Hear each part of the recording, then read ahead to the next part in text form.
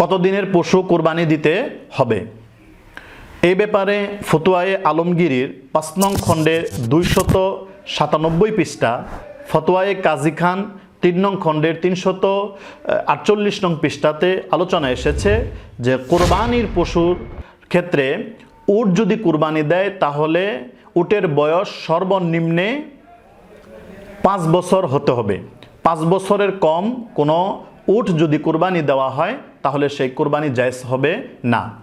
আর যদি গরু বা মহিষ কোরবানি দেওয়া হয় তাহলে সেই ক্ষেত্রে কমপক্ষে ২ বৎসর অতিবাহিত হতে হবে। ২ বৎসরের কমে কোনো গরু বা মহিষ কোরবানি করলে সেই কোরবানি শুদ্ধ হবে না। আর বকরি, ভেড়া, দুম্বা যদি কোরবানি দেওয়া হয় তাহলে কমপক্ষে ১ বৎসর হতে হবে।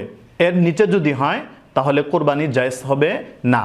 তবে হ্যাঁ, শুধু দুম্বা এবং ভেড়ার ক্ষেত্রে এতটুকু বলা হয়েছে, যদি দুম্বা এবং ভেড়া এত হৃষ্টপুষ্ট হয় এবং এত বড় দেখায় যে যার ১ বছর বয়স হয় নাই কিন্তু ১ বছর বয়স হলে যতটুকু বড় হয় এতটুকু বৃদ্ধি পেয়েছে, তো এইরকম হৃষ্টপুষ্ট বা ১ বছরের প্রাণীর মতো দেখা যায় এরকম দুম্বা এবং ভেড়ার দ্বারা কোরবানি করা জায়েজ হবে, যা ফতোয়ার কিতাবের মধ্যে এসেছে। কিন্তু এটা বকরির ক্ষেত্রে কখনোই প্রযোজ্য হবে না।